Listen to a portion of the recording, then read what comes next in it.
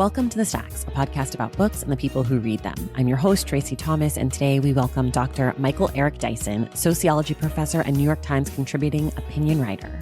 He's a prolific and best-selling author whose newest book, which he co-wrote with Mark Favreau, is titled Unequal: A Story of America. This book marks Dr. Dyson's first foray into young adult literature.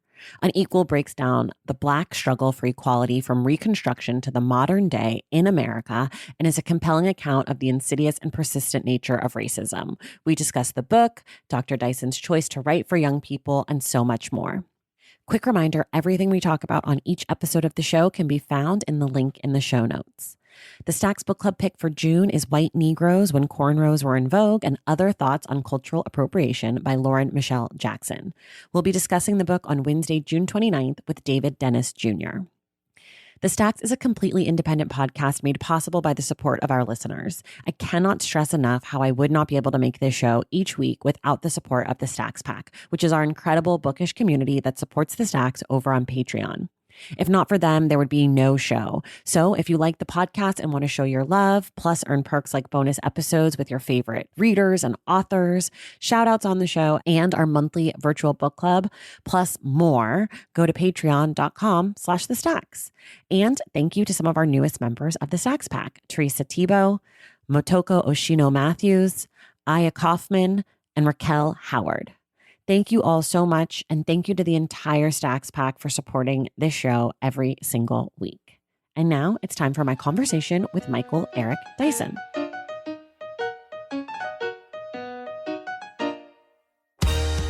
All right, everybody, I am very excited and honored today to be joined by one of the most prolific writers of our day, I would say, Dr. Michael Eric Dyson. Welcome to the podcast. Thank you so much for having me. It's a real honor. I'm excited about all the great work that you do and the books you speak about, so I'm honored to join that list. Oh, thank you so much. Okay, we always start here. In about 30 seconds or so, can you just tell the audience about your newest book, Unequal? Yes, well, Unequal is a book written with my brilliant co-author, Mark Favreau, who's an editor, historian, an elegant writer. And we wanted to produce a book for teens that would introduce them to some of the most remarkable figures generated in African-American history as we've struggled for equality in America, and to take us from basically after Reconstruction down to the present day. So going from, figures like Mary Church Terrell and Thomas Fortune, and even before, down to Michelle Alexander and Nicole Hannah-Jones. So we want to tell a story that's powerful and compelling for young readers, especially in an era of when books are being banned and history is being diminished, to elevate those stories to the level of eloquent narrative that tells the truth as much as we can tell it about democracy and the struggle for equality of African Americans in this country. Yeah, I'm so curious about you choosing to write for young people. Mm-hmm. What was it that sparked you? I mean, you've written 20 plus books. Right. So I'm curious what made you be like, you know what? Now I want to talk to the youth. Talk to the youngins. Yeah. Well, I'd always been interested in doing something like that, but, never found the time or the opportunity or the occasion. And and a lot of people come up to me, well, you love what you're doing, Dr. Dyson, but you got anything for the young people? You got anything that I can give the teens? Which one of your books can be read? Well, maybe the Tupac book or the Jay-Z book, but, I wanted to be more intentional about it. And in joining forces with Mark Favreau, I've found for me a perfect co-author to really reach out to an audience that is, I think, hungry for knowledge.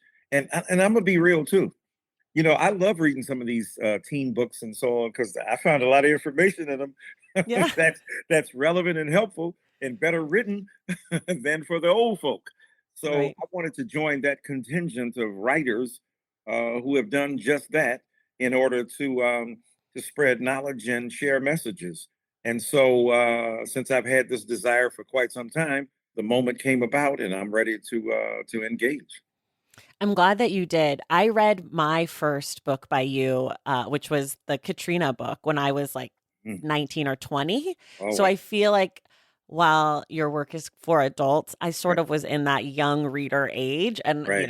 but I also famously love to read really heavy nonfiction and have since I was a young teenager. So I Clearly, feel like maybe, clearly. maybe not other teenagers are doing that. Um, but in the introduction, you talk about folks potentially thinking that this book Unequal might victimize kids or might make them quote melt into a puddle of guilt. And Right. it sort of made me think about how education is used. And do you think that previously education has been used as a way to do those things on purpose, and now that it's sort of white children are feeling those things, all of a sudden that's a problem? I don't know if that makes sense. Yeah, that makes perfect sense. And yeah, I mean, look, when we say, well, we're worried about our kids, they ain't worried about black kids. They're not worried Mhm. about Latino kids. They're not worried about indigenous kids. Because if you're worried about them, forget what they're reading. Do they have a chance to read? Right. What about the police who are in their schools who Right. are over policing them? What about the kids, the indigenous and African American and Latino kids who are getting kicked out of school at 7 and 8 and 9 and 10 years old? You ain't worried about them. And if you're worried about the psyche of the kids, what about the trauma that young kids of color endure by listening to Tucker Carlson or people who listen to Tucker Carlson and Mhm. say things about them and draw conclusions about them? So there's been a host of traumas, a bevy of befuddling assaults upon the vulnerable psyches of these kids, and yet they keep coming, and yet they keep rising, and yet we keep pushing them forward. So I'm saying, white people going around talking about snowflakes. Ah, you snowflakes. You can't take anything. Thou doth protest too much. Mhm. Thou doth snowflake too much. Because even written into the law in Florida from Ron DeSantis is the language that makes our children uncomfortable. Mhm. Like literally, the comfort of white kids is the litmus test for what is durable history. And so, I think that all along, kids have been dealing with a lot of interesting things. And isn't it interesting, too, not to be snarky, that, white kids seem to have, become soft? Because I remember that they used to be taken to lynchings, Right. they had picnics and they were celebrated. They didn't go, oh, our kids shouldn't see this. They brought them to the Right. lynching. They Right. brought them to the burning of black people in flesh.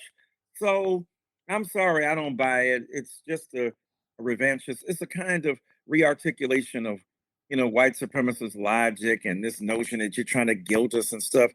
I don't know about you, but if I did something wrong and my people did something wrong and I'm not studying it, I don't have to be guilt laden, but I don't feel like pretty guilt that what they did is wrong, and we should be held accountable as human beings for it. So there's no such thing as guilting, white people as a means of history. It's about coming to grips with your responsibility. And again, for the masses of white people who promote a notion of be responsible, Right. pull yourself up by your bootstraps, do it. And then when you say, okay, let's hold you responsible. Oh no, no, no. So I'm sorry, I don't mean to go on, but it's hogwash to me. Yeah. And I think it's rather disingenuous to say the least. Yeah, and I think also this notion of, you know, feeling guilt for the group. I think there's been plenty of research and writing about how there's a singularity to whiteness. Because you Right, mentioned, if like someone from your group that you identified with did something, you would want to right, learn about it, et cetera. And I think that that just shows like your perspective and point of view as a Black person in America. Whereas white people right, would say, oh, no, that's someone else. That's a lone wolf. And I think it's just really right, interesting, which is sort of what made me even ask that question, because I do feel like Black people, we are guilted and put into these groups and taught all of this history in a way that, can make us sort of feel bad a little bit until we actually right. learn our history, which is clearly what you've done with the book.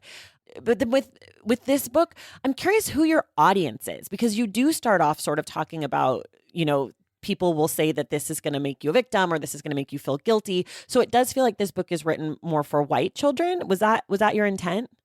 Well, we certainly want them to read. We don't want to limit ourselves to any audience, Okay. right? But we also are conscious of the fact that especially now, when white kids are being fed a bill of goods that I think is destructive, Hmm. that we want to pay special attention to them. Despite the claims that you're after white kids and you want to beat them down. No, we want to pay special attention to the fact that you've been miseducated. We ain't gonna Mm, avoid the issue. We're coming straight at it. right. And we're saying that, as Carter G. Woodson said, the miseducation of the Negro, the miseducation of the young white person in Hmm. America, because your parents don't think you can handle it, because they don't think that you're up to the task. And I teach white kids for a living. So, excuse me, they are. They're hungry for more. Then they get pissed at their parents. Why did Right. I learn this in? Right here, they are in college going, why the hell didn't I learn this back in the day? Because your parents were protecting you and guarding you. And the brilliant point you made about black kids and young people being guilted, we're guilted in a different direction. Hmm. You people have been horrible. You commit crime, black on black crime. You do things to each other. I'd like to hear more about what you mean in terms of black kids being guilted. But when I think about it, I think about how we are made to feel that we are responsible for the horrors that have been Hmm. committed in our name, or for the bad things that have been done, and we're responsible for our lack of progress. Our family structure is destructive, is not conducive to being strong. I don't know what kind of things that you have in mind. That's what I was thinking about too, like this whole bootstrap mentality. Like I've been thinking obviously a lot about higher education with the Joe Biden going back and forth about the loans, and that people should, you know, the implication that people should be able to afford these loans and that they shouldn't have Right, taken it out and they're being irresponsible. And, we know enough about political coded language to know that that has something to do with welfare queens and has some, it has to do with all that right, kind of language. And I even think like as far back as slavery, it wasn't until recently, like maybe in the last 5 or 10 years, that I really stopped to mhm, think about what it meant to be an enslaved person and that those right, people weren't weak, right? That right, there's right, this right. idea that like Black people are inherently lazy or weak because we were slaves, but also we're lazy even though we did all the work, like All of it, so all of yes. So like a lot it. of that stuff and like that we were skilled laborers, all of those things that were not taught, but it's implied that we weren't because we weren't taught those things. So it implies that, people who were enslaved were just lazy, uncreative, untalented people who like Right. magically figured out how to make some delicious food or something, right? Or like magically figured Right, out how to make blues music, right, right, so right. I think that a lot of that is how I think about like being taught to feel guilty about who you are in school. That was, you know, I think the point. I have to assume it's the point of white supremacy to do that to us. Yeah, absolutely right. And when the Yeah. shoe is on the other foot, they can't take, responsibility Right. for actions. And this notion of, hey, I wasn't here. I've heard that so many times. You Right. weren't here when you were born, but Right. you're still here. You Right. weren't conceived with your consciousness. Somebody else made a decision to bring you here. And you weren't here when the Supreme Court was created, but you keep appealing to its judgment in Right. order to adjudicate claims. You weren't here when the Constitution was written, but you appeal to it. So just because you weren't here doesn't mean you don't benefit from something that happened in the past Right. and that has present consequences. And so, I hear white people say, my parents are Italian or Jewish or Polish and so on and so forth. If you were white, came to this country, you're making my point even more, Right. even better for me. Yeah. That as a white person who wasn't born in this country, came here as an immigrant, you and your family, now y'all have benefits that black people who've been here forever can't enjoy. You're making my point.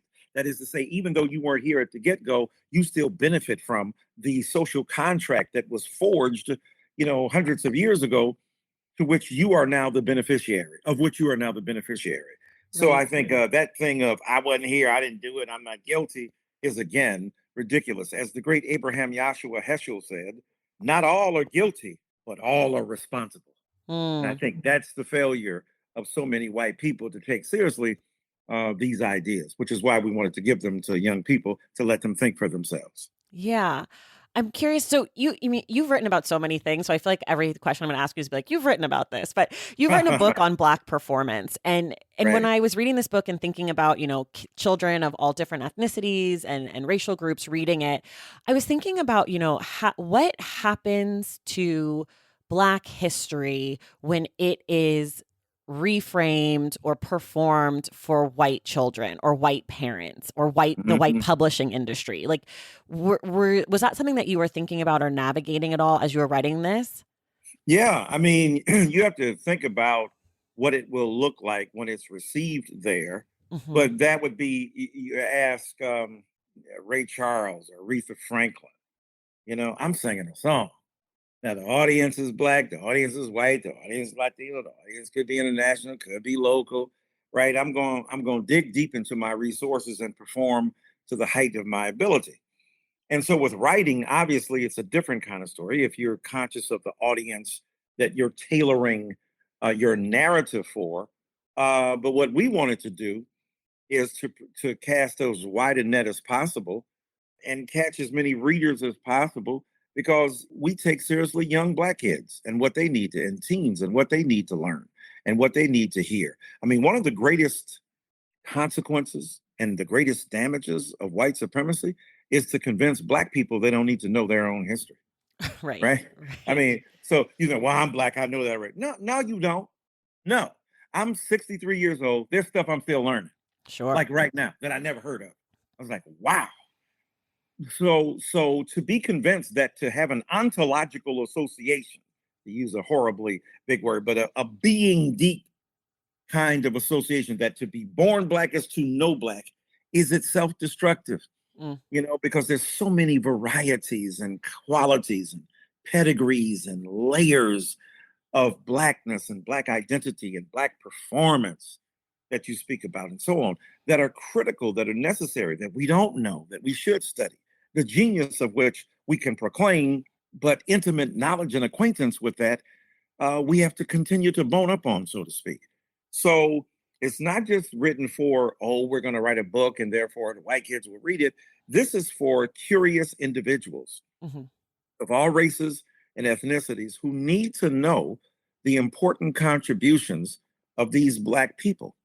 But your question still stands: to what degree does a consciousness of writing for particular audiences shape or misshape, some would say, the narrative? I remember Toni Morrison sitting up on Charlie Rose. I don't write for white people.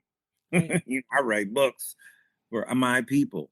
Now, of Hmm. course, she knew a lot of white people were buying the books, Right. but her point is, I don't ask for white permission, don't have to beg for white forgiveness. Hmm. She didn't say it anyway. That's a Dysonian interpolation, but I'm saying, but I kind of like that and I'll remember that. Yeah, So the that's thing good. That is, was good. thank you, such a brilliant young lady as yourself. So the thing is that, look, we're writing for those who are historically starved and for those who are in need of serious information. And look, we live in a nation that is caught in a paradox. On the one hand, I got 15,000 books on Abraham Lincoln. Jesus. A bunch of books on Jefferson, the founding fathers, the founding mothers, the founding brothers, the founding sisters. New York Times bestseller list: history, history, history, history, nonfiction. Come to black people, get over it. We're tired of that. Tired? You're clearly not tired of history. That's all you. Even Bill O'Reilly is writing bestseller Right. after bestseller, with his co-author about some darn, historical, Abraham Lincoln or something like that. So the thing is that we are hungry for history on the one hand, and yet we are full of amnesia and willful neglect of history on the other. When it comes to black people, Right. when it comes to our history, then all of a sudden we've had our fill. We don't want any more. Can't you people stop? Wait a minute. I thought you were living for this history. As the great Gore Vidal said, we live in the United States of amnesia. Mm. And in living in the United States of amnesia, there's a deliberate, willful forgetfulness. You know, and I always claimed that Barbara Streisand sang the theme song, the anthem to that nation of amnesia. What's too painful to remember, we simply choose to forget. It's too painful. Don't Yeah. want to remember it. Too hurtful. Don't want to remember it. Too traumatic. Don't want to recall it. But those pains, hurts, and traumas are the very stuff of the history of people that you've created the hurt, pain, and trauma for, that you don't want to now acknowledge it, because to study history is to see yourself reflected in an unpitying frame of the ghastly misdeeds that were committed by so many generations of white people in this nation. So yeah, I understand why they don't want to study history, because there's got to study the bones. It's a kind of archaeology of, complicity. Right. Some of the things that have gone on in this society, ain't no way around that. So, if we writing for them, it's the right to say, own up, fess up, step up, and let's do something about it. Yeah. I think a lot about, the white gaze. As you mentioned, Toni Morrison obviously talked a lot about it. And I think about like your books, and you've written about so many different parts and facets of Black history and Black culture. And, you're a cultural critic and a sociologist and a professor. And like, you're just, you're like, you wear many hats, which is very impressive. But how are you navigating being a Black public figure, intellectual professor person, knowing that so many white people turn to you for answers? I mean, like Chris Harrison turned to you for answers, like you are the guy. Do you feel like that shapes how you talk about history? Like, or not, maybe not just you, but other people who are in similar situations? Because, Toni Morrison, for the genius that she was also writing fiction. And so there is a way for her to get away from some of it that you can't. So I'm sort of wondering about like being this like Black person who for whatever reason, for probably many reasons, has become like the Black person that white people can go to for answers, Right. Bless you for that. No, it's a brilliant formulation. And of course, Toni Morrison, besides the ingenious fiction, wrote very powerful nonfiction. Yes, incredible. And I know you know that. So yeah. I'm not saying that I'm saying to remind us that you're absolutely right in terms of that intellectual division of labor. Writing fiction, there's a lot more you can play with there. And then in nonfiction, more direct, more linear, some would say. And as a result of that, more compelling a reason to grapple with these ideas and be conscious of an audience in a way. But if anything, it makes me want to tell more of the truth. Yeah. For some people might say, well, go soft on them. Don't be as hard. I'm saying, let's go deeper. If you listening, and if you're really listening, let me tell you the truth. For instance, I wrote a book called Tears We Cannot Stop, a sermon to white America. I still get letters, emails from white people saying, oh my God, this was so tough. This was tough to read. But I'm so glad you wrote it, because the telling the truth, the naked vulnerability, the refusal to lie to us, that is important to me. So yeah, it's affected me, but not to mitigate, not to ameliorate in that sense, but to even more honestly and truthfully speak my mind. Because look, I tell people all the time, people of color, Black people, BIPOC, however we want to, phrase ourselves, the global majority is what we are really. So I say, look, you can't out-white white people. So don't go in there acting like you white. You ain't white. And even if you have white, you ain't all white. So you ain't doing it the same way. Obama is multiracial, but he a Black man in America. All right. So the thing is that why try to emulate what they already got? Tell your truth. Yeah. They already got white people. They got more white people that are better than you at being white. With the exception of Clarence Thomas, he's a pretty good white man. But I'm sorry. So the thing is that you ain't gonna beat them at their game. Get on your game. Do what you do. Tell the truth as you see it. Therefore, if you go into a situation and act like you're white, you're nullifying the very argument for your presence, because the ostensible reason for your presence is to bring color, to bring difference, to bring perspective. Now, it might line up with what a lot of white people believe, but so that's your freedom and prerogative. But it also brings a different interpretation, a different analysis, a different lens. And so in that sense, I say, let's not give up on the opportunity to tell the truth. I was flying on a plane yesterday from Los Angeles to Washington, D.C., and, ran into, I'm on the plane and Joe Manchin's on the plane. You know, me and Joe Manchin don't see eye to eye on much. Sweet guy, very nice guy, professor, this is XYZ. I gave him a copy of Unequal, right, hot off the press before it darn hit the stores. And I said, you're going to disagree with a lot of the senator.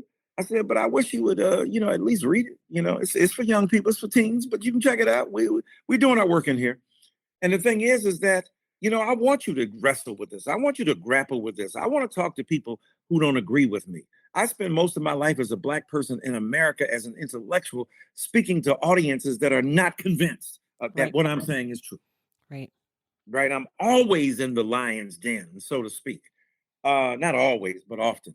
And so it's extremely necessary to engage the inevitable volatility that may be the concomitant, that may be the result, that may be the outcome of what you're trying to do. People's feelings get hurt, they get upset, their innocence is ripped off from them, their comfort is removed. That's why I'm against what DeSantis is doing and all these anti-CRT laws. These people don't know the difference between CRT and OPP. They called it 90s hip hop. They don't know. They thought it was the theme song from Old Dirty Bastard or something. Right. So the thing is, by the way, Old Dirty Bastard, I'm not being nasty here, y'all. That's a rap. So anyway,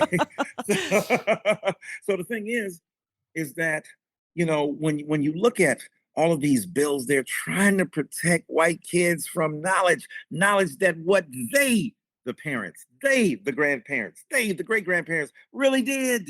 The horrible things, voter suppression, that ain't nothing new. They've been doing this from the giddy up. They've been talking negative about Black people. And yes, that's part of the study, but it's not to guilt you.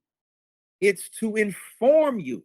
It's not to guilt you, it's to gift you with this knowledge. It's a painful gift. It's a powerful gift as well. And if you take it seriously, so much good is in the offing. And Black people are pretty sweet. Y'all, we just real nice people. And the fear of Black knowledge for white people is that Black people gonna treat them the same way they treated us. That's what it is. The real guilt is a guilty conscience. Yeah. That, oh my God, if we were in control, look at what we did when we were in control. Right. We didn't let them vote. We raped their women, we castrated their men, we beat their children, we murdered them, we sent them to war, and when they came back, we gave them no benefits that we gave to the white middle class to establish in terms of the GI Bill. Look at the horrible, we terrorized them, we burnt their houses down, and they still here, and they singing Christian songs on Sunday. And when a white guy goes up into a church and murders 9 of them before the bodies of the dead are cold, they forgive him. Yeah. So they can't take that love, that power. They can't imagine, oh my God, because if we treated them the same way they treated us, it would be murder, mayhem, and misery. But that ain't who we are. Yeah. And that's not what we do. I think about that a lot. And I think that, this is just my projection. So, sorry, white people. I think they're really jealous of Black people. Because, all of that horrible stuff, and to quote maybe one of the most famous poems ever, and still we rise, right? We're still here. Katanji had to go to that poem. Katanji had to go to that poem. After all you white boys treated me like sugar, honey, iced tea. And I sat there, thank you, Senator, for the opportunity to respond to you. I wanted to be her anger translator. So I had to turn it off. I was like, I can't watch this. I don't need this. I watched every bit of it because I wanted to understand again that you do everything white folk tell you're supposed to do. Go to Harvard. I went twice. Yeah. She's got more judicial experience than most of y'all who've ever sat on that bench. Right. And she sat there in calm and dignity, lucidly articulating legal ideas. And even when they thought they had her trapped, you gave a speech at the University of Michigan, quoting Nicole Hannah-Jones. Yes, because I knew that most of the students would see that as a point of reference, and I wanted to have that as a relevant, she killed him. And then she said, but it's not important to my work. Oh, kill him, girl. Kill him. Get at him. Because, yes, there is jealousy. You mean we can do all that and they still can dance and sing and perform and preach and stand up every day and wear their hair the way they do it? Yeah, that's who we is. That's what we do. That's who Yeah. we are. So yes, you're absolutely right. There is a level of envy and jealousy Yeah. about our ability to do what we do, despite all the obstacles and impediments we've confronted. Yeah. Okay, we're going to take a quick break and then we'll be right back. Valentine's Day is upon us, and I've got love on the brain. Love for books. Duh, of course. Hello. Did you forget what podcast you're listening to? I love bringing you all great reads, exclusive author interviews, and behind the scenes book gossip. But I can only do that with your support over on Patreon and Substack.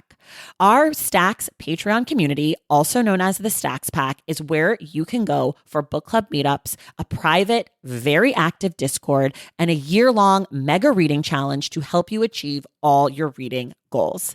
Plus, you also get that monthly bonus episode. Now, over on the Substack, you can subscribe to my newsletter, Unstacked, where I keep the book conversations going. I also give you a healthy dose of sports and pop culture, definitely some hot takes happening over there. And again, that bonus episode. If you don't have a few dollars to spare, don't worry. There are free options on the Substack and the Patreon to get you a little extra Stacks magic. Making this podcast is a total team effort, and by supporting my Patreon and my Substack, you allow me to support my amazing team that makes the show possible every single week. So if you or your friends are looking to meet other book lovers and support this indie podcast, come hang out with me on Patreon, Substack, or both. I would love to have you. And since we're talking about love, you can gift subscriptions to the Patreon and the Substack for that special reader in your life. For the Stacks Pack, head to patreon.com/thestacks. And for the newsletter, head to tracythomas.substack.com. And also, there are links to both in the show notes. Okay, see you in the Stacks. Okay, we're back. I want to ask you sort of about the formulation of the book, how you organized it, why you chose to highlight people instead of like time periods or events or sort of bigger ideas, because the book is framed, every chapter has sort of like a little intro that is a story about a person, sometimes an event, but mostly people, and then each chapter itself has a person that sort of starts it and their story is told and combines other history. So I'm wondering why you went with that direction. Yeah, because people are interested in people. Yeah. You got Gossip Magazine, you got OK, you got People, you got TMZ, you got the Shade Room, people are obsessed. What's Kanye doing? What's Kim doing? What they doing? Right now, we don't want to, presume that we would condescend to that level, but let's meet, it's like Jesus meet the woman at the well. Meet people where they at. Yeah. And where was she? At the level of a bucket. Hey, can I have a drink of water? Then we can get into some deep theology and transformative possibility.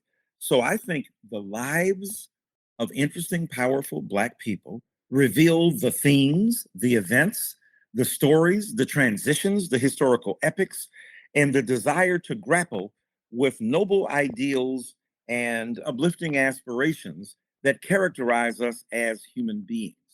And so the best thing to do is to talk about Pauli Murray, speak about Mary Church Terrell, to speak about Thomas Fortune, to talk about Nicole Hannah-Jones, to talk about Michelle Alexander, to speak about people who were facing housing crises and being, threatened and, to lynch them, and to talk about Ida B. Wells Barnett and so on and so forth. Those people have huge stories that connect to big themes that reveal large struggles in American history. And we thought that was, especially for young readers, for teen readers, but it's true for me too as an older person, to get into their lives, to dig into their biographies, and then to grapple with the real truth that they address and the ideas that were critical to their lives. Yeah, I meant to ask you this before when we were talking about sort of the history. Is there, in your research and knowledge, is there a historical precedent for what we're seeing with the book bannings and the anti-critical race theories and the Don't Say Gay bills and all of these sort of legislative actions that are to like take action against identities in this way? I mean, especially with the anti-trans bills, they're essentially saying you can't exist.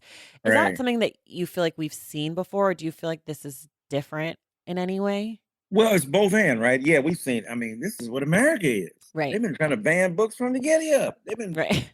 they banned us by literally killing us. That's Right. the ultimate banning. Right. Is that I ain't got to read your book because you ain't writing it because you dead. Right. Right? They've been banning books and black bodies and black ideas, and they ban it by outlawing it. They ban it by calling it inferior. They tried to ban, if they couldn't literally ban Phyllis Wheatley, they banned it by saying, well, because the litmus test was, hey, if you could master Greek, you were intelligent. Thomas Jefferson. Then she does it. Well, what had happened was then Thomas Jefferson himself, a paradox. Here you are writing the Declaration of Independence. They took out the part where you were really critical of, slavery and so on and so forth. Then again, you own enslaved people too, and you ain't let them go. Maybe upon your death, or what George Washington did upon his death.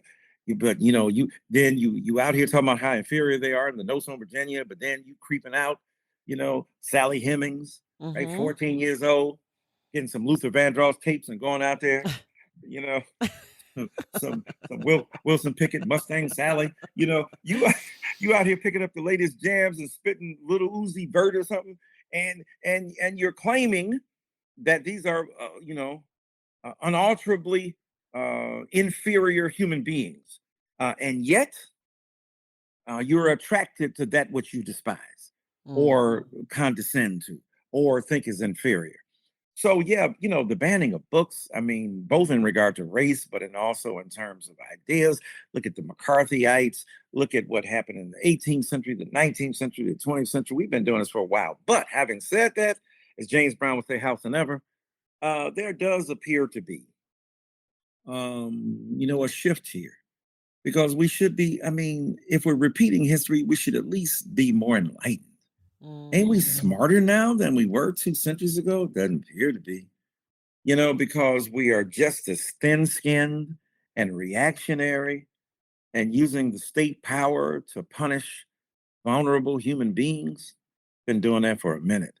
And now the trans folk, because trans never existed in the way that they are explicitly existing now, so that before, because there was the denial of their legitimacy. Think about Pauli Murray, who we write about in the book. Pauli Murray was a great legal scholar, brilliant woman who became the first ordained woman, female priest in a church, in a denomination. Extraordinary legal mind, and because of her, Thurgood Marshall and all of them didn't want to give her credit, but she's the one that came up with separate but unequal is a problematic, idea. Led to Brown versus Board of Education. Even the notorious RBG, Ruth Bader Ginsburg, said that Pauli Murray didn't get her due. And yet, and she wrote to one president, I can't remember which one, I need to be the woman on the Supreme Court, bro. I need to be a woman on the Supreme Court. So she had no lack of wide receiver moxie that we see going on out there. Yo, it's me. Rappers who refer to themselves in the third person. She had all that. And she felt that she was trapped in the wrong gender. She felt that this was not who she was and dressed like, quote, a man. So today she might be known as them, not her. So yeah, all along, because the conditions were not right for the emergence of certain identities that are now permitted to exist, that now are drawn into the clear, drawn into the public sphere, have to contend with forces that now go against them more explicitly. So that's the new thing, because we've got new formed identities, newfangled identities. Black feminism is far stronger, calling out toxic masculinity and misogyny and the like is far stronger. So we have some opposition to some of this madness, but it ain't the first time we've seen it. But it is, it is the case that there are new formations, and then to support, through law and arms of government, these bigotries, that ain't new. But look at what they did in Reconstruction. We got 12 years where we got to get down for a little bit. Then they snatched it all back. Mitch McConnell said, Black people vote as much as Americans do. Wait a minute, slow down. What? Right. What? So now it's coming out. But that's a regurgitation of, horribly racist ideas. So yeah, it's both new and old. It's both new because new identities have been emerged, and have been allowed to percolate and then therefore be born or to claim space in public. And then it's the same old hatred of the other that has animated American empire from the get-go. Right. Same playbook, just different team, Yep, essentially. no, there it is. There it is. Beautifully said. Um, okay, I want to talk a little bit about the process of writing this book. And I always like to ask this when people have co-authors. How did you and Mark work together? How was the division of labor? Did you use a Google Doc? Like, how did you guys actually get the book together? Yeah. Well, you got to figure out who's going to be LeBron and who's going to be D Wade. You know what I'm saying? Okay. In other words, you're right. They were superstars when they came together, right? Right. Dwayne Wade, LeBron James, Chris Bosh. Chris Bosh.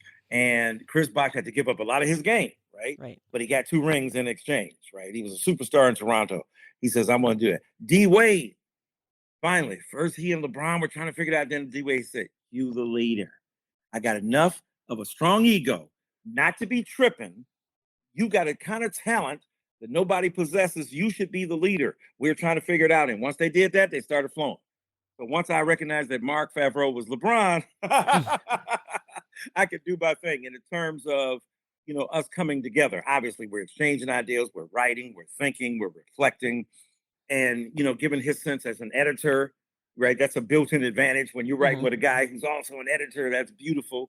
But I do pretty good on the self-editing side as well. I done wrote a few books, so I know what I'm doing as well. So we worked beautifully together, drafting things that I'd read, and then I'd write some stuff he'd read. But him, taking that lead, and then, us working together to try to shape and talk about who we should include and why, and then writing that out. It was a beautiful process. And one that I greatly enjoyed, that has had immense, benefit. And hopefully the reader will feel the same thing. Yeah. How do you like to write? How many hours a day? How often? Do you have music on? Do you have snacks and beverages? Are you in your home? Are you in your office? Can you sort of tell us your you're, process? you're so good. See, some people can write with music. I can't do it. I can't. Okay. See, I'm old. You young people be like writing with, Snoop Dogg in the back and falling back on that ass. Oh, yes. I can't. It's too distracting. I'm like, did he say falling back on that ass? So I can't do that. I got to have complete silence. Okay. And then I write in spurts and bunches. So I'm writing in, when I get going, I'm 10 hours a day. Okay. But in the seat and banging it out, writing trash, and then try to rewrite it into less trash, and then write it into less trash until you get something decent. Okay. So that's been my process for 25 books. Wow. And and I work well under, I mean, the limits are important to me because I like to be clear. I'm on these right. Wait a minute. What are we doing? What are we talking about? So what's our ambition? Let me outline what I'm doing, and then let me go at it. But I've been a Baptist preacher for 41 years as well. So it's extremely important to me to get an idea about where I'm going to map it out. So that's my way. My wife brings me some food. It's like that Color Purple, when Suge Avery was up in there, and she was in the bedroom, if you saw the movie, and then Celia would bring her food and she'd eat it, throw that darn tray back out. Yeah. I wasn't that mean, but with her help, I've been able to just concentrate on the writing, Okay, because but that's what food extremely is she important. bringing you? Snacks and Yeah, beverages are very important to this podcast, so it's important that you yeah. tell us some of your favorite snacks and beverages while writing. So for breakfast, I want some grits. Mm. I want Sugar or no sugar? no sugar, a little Okay. butter, scrambled eggs soft, some turkey bacon. Every now and again, I get some real bacon. Okay. And that, or one day I'll get some pancakes.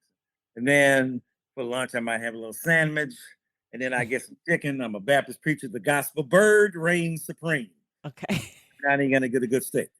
Snacks, I might get some Burners, ginger ale from Detroit, Michigan. Don't sleep on the West, on the Midwest. Vernors. Okay. Man, I had it when I had surgery when I was like 5 years old or something like that. Tonsils taken out 6. And Vernors is like magic.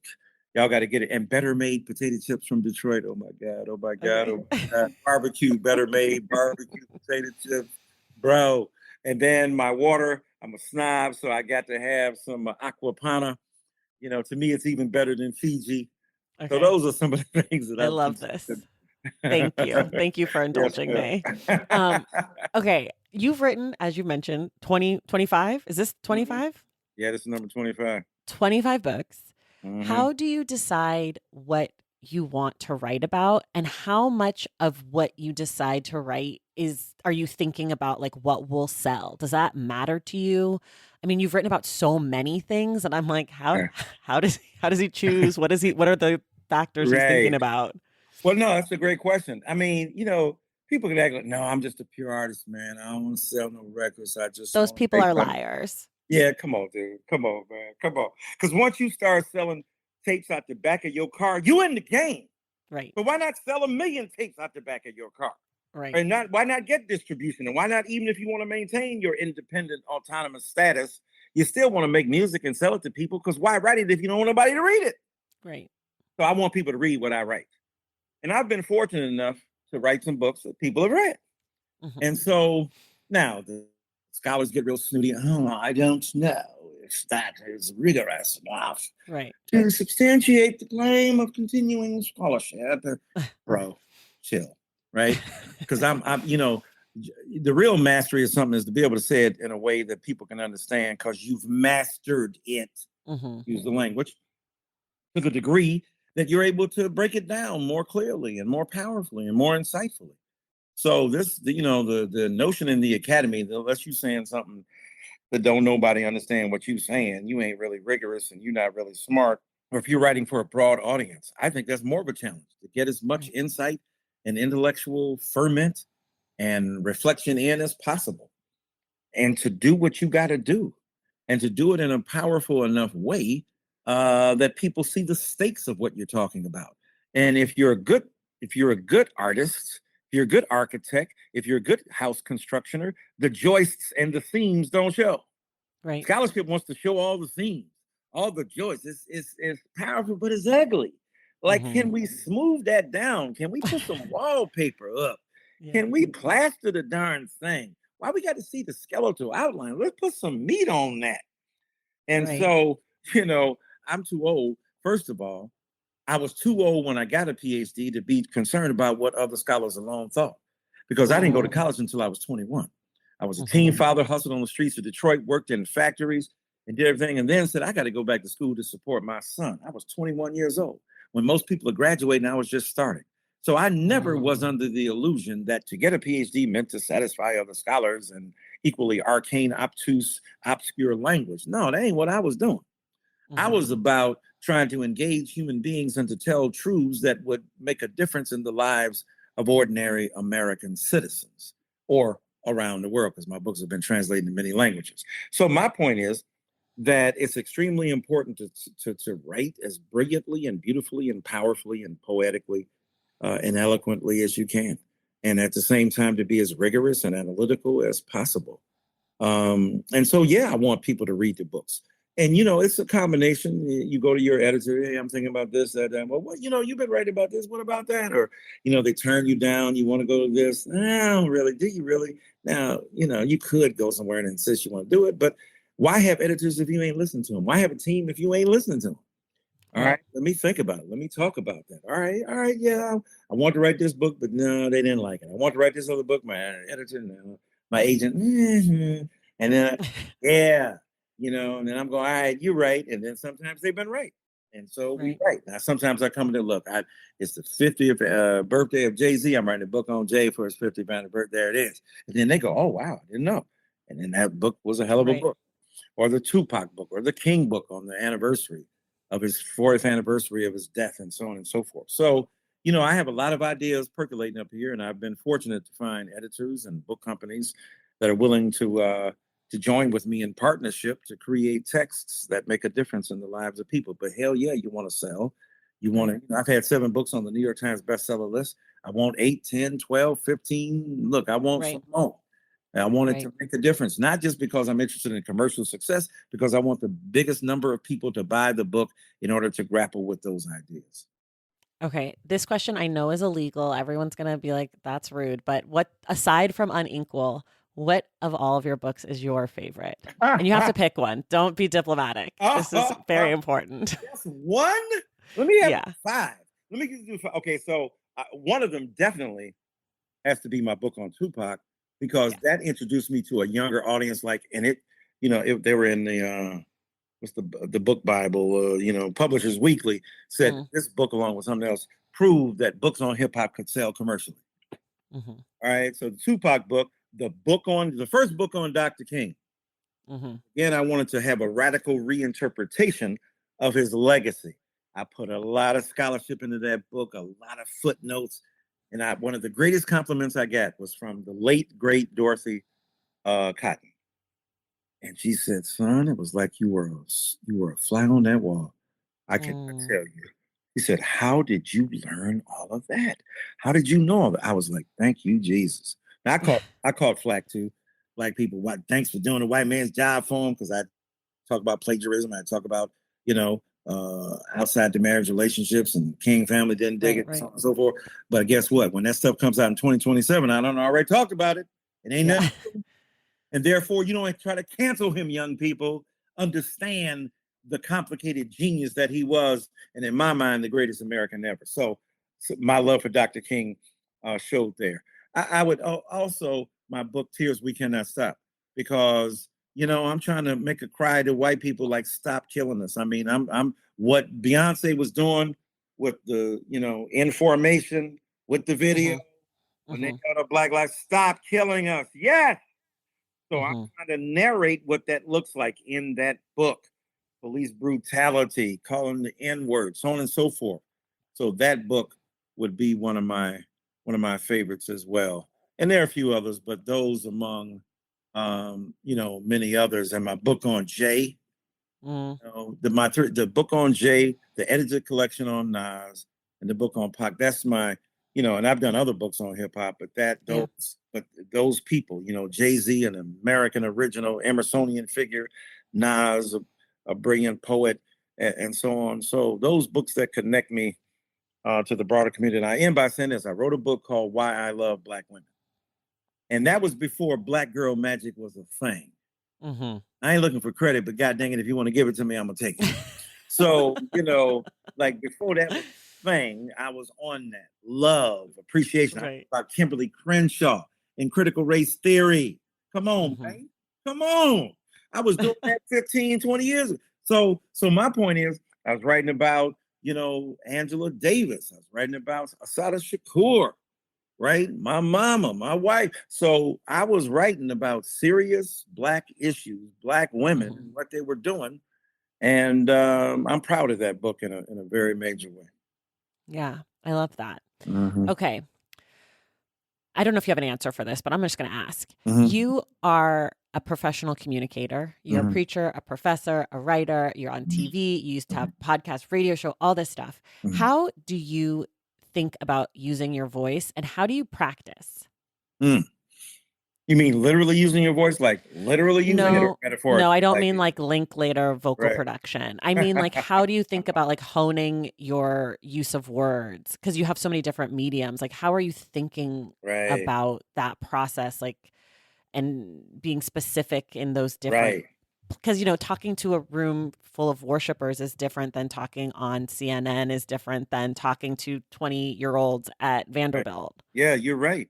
And I'm so glad you asked that. Because some people, I see on this, one of the criticisms of me on Twitter all the time is that, from some people, Dyson, word salad, using words. Well, I thought salad was better. I thought we were getting into the vegan era, so I didn't think the word meat was the thing. I thought word salad. It's ignorance. You would have said, would you have said that about Emerson or Thoreau? There are different mediums, different ways. I think language is magical, and I love to experiment with it. And yes, I go to excesses and make mistakes sometimes, but it's a beautiful, dramatic medium through which to articulate a variety of sometimes competing interests. Yes, you can fall too much in love with your own voice. I understand that. But most especially, I love as you said, the difference in communicating with an audience full of union workers versus an audience full of worshipers versus a lecture for a university setting. And I've tried to master every one of them. And I Hmm. believe in the use of language. And I believe in using it in ways that harken back to ancient traditions as well as newfangled articulations. And so some of the stuff that people think is like, oh my God, what is that? It's harkening back to the transcendentalists and reading Thoreau or Emerson or reading the Harvard classics when I was coming up and reading poetry. Woods, these are, I think I know his houses in the village, though he will not see me stopping here to watch his woods fill up with snow. That's before Nas, homie. I'm reading Robert Frost. I'm reading Right. Gray's Elegy in the Courtyard. Is that what, full many a gem of purest ray serene, the dark unfathomed caves of ocean bare. Full many of flowers born to blush unseen and waste its sweetness in the desert air. I mean, I came up on that. Or, Thomas Arnold, Matthew Arnold's, relative. Charge once more than end be done. When the forts of folly fall, find thy body by the wall. Or Ulysses. I loved all that stuff. And so when Hmm. I came to hip hop, I recognized iambic pentameter. I recognized enjambment. I recognized word flow, scheme, rhythm, and the like. And I thought, oh, you just trying to make these rappers sound like they're important. No, you're just ignorant that you don't know that there's some Hmm. deeply instilled tradition that even if they didn't study it, their genius is they didn't even study it. They came by it naturally, Hmm. organically. That's even Hmm. more impressive, not having studied Homer to reflect him. Right. So to me, there are multiple forms of linguistic expression and articulation that I take hedonistic pleasure in. Mm. And so it's extremely important. I mean, I've been speaking in public, since I was 11 years old. And even before then, I was reciting set pieces at churches, for little plays, but writing my own speeches at 11, delivering them at 12, winning speech contests, oratorical contests, writing plays, winning spelling bee contests. I am obsessed with the word. I am in love with the word. I feel its visceral intensities, its tonal, resonances, its, Mm. elegance, its ruptures, its disagreements, its disrespect for obtuse pedantry, as Walter Kaufman said it. So I love language.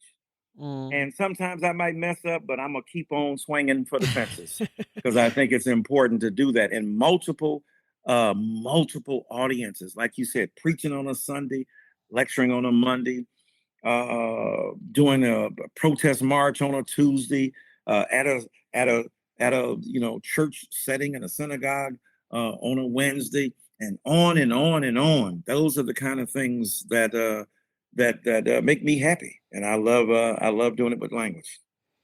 Okay. You've brought me to my favorite question, Hmm. which is you love language. You said you've won spelling bees. So I'm very excited to ask you, what is a word you can never spell correctly on the first try?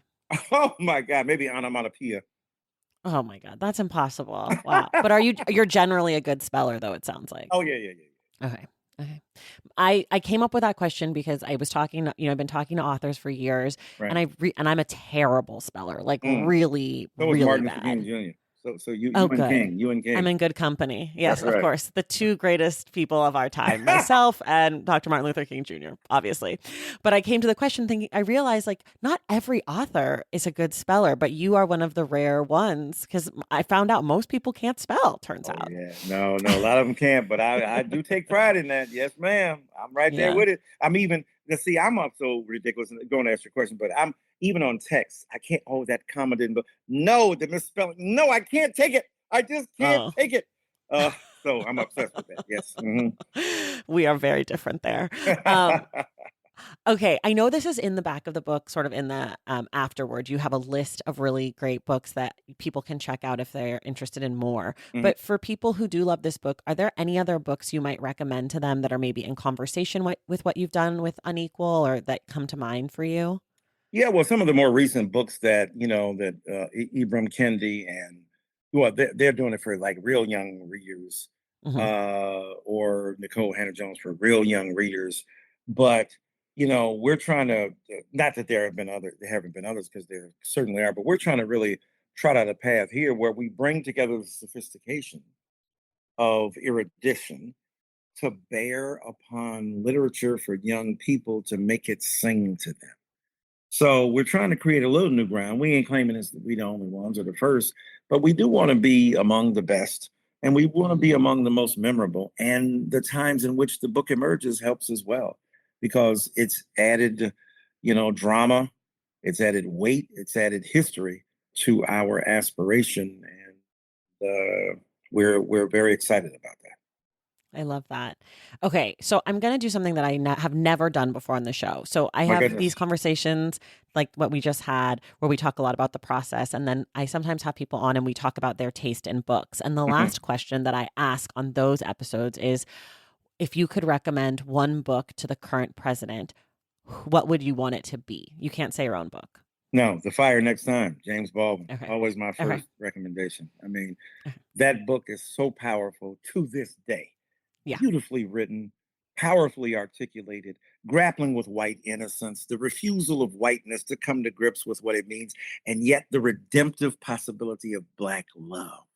But the anger and the hurt and the pain and the grief, all there on that page, bled on by the great James Baldwin. Okay. I just had to ask you because I was like, how many times am I going to get to talk to Michael Eric Dyson? All the time. Okay. Just call me. Me and you pen pals now. Me and you are pen pals now. I love this for me. Okay. If this is the last one, the real last one, if you could have one person, dead or alive, read Unequal, who would you want it to be? Oh, my Lord. Oh, yes, my Lord. Besides Jesus, Martin Luther King, because I admire him so much as the greatest American to ever have lived. To me, right? He didn't have a presidency to protect him. He had no bodyguards. He didn't have a constitution or a Declaration of Independence that named him as its beneficiary. And yet he worked and willed America into position, not by himself. Ella Baker, Fannie Lou Hamer, Joanne Robinson, Rosa Parks, and like, but he is the shining symbol of that possibility.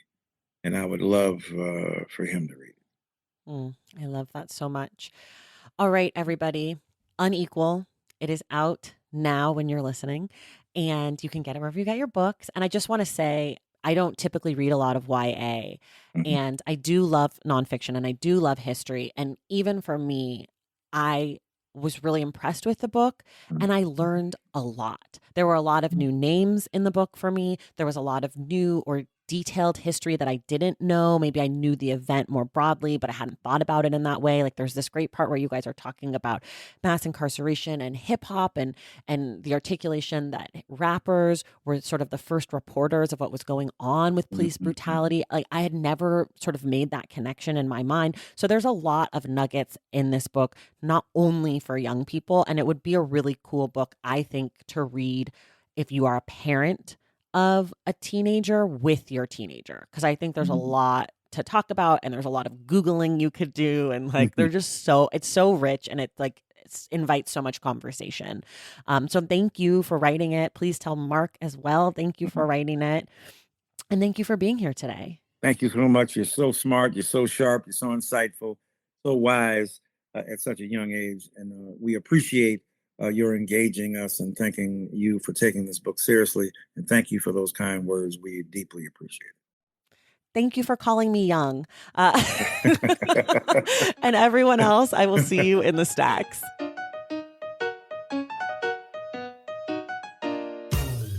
Thank you all so much for listening. And thank you to Dr. Dyson again for being my guest, and to Christina Pistiota for helping to coordinate this interview.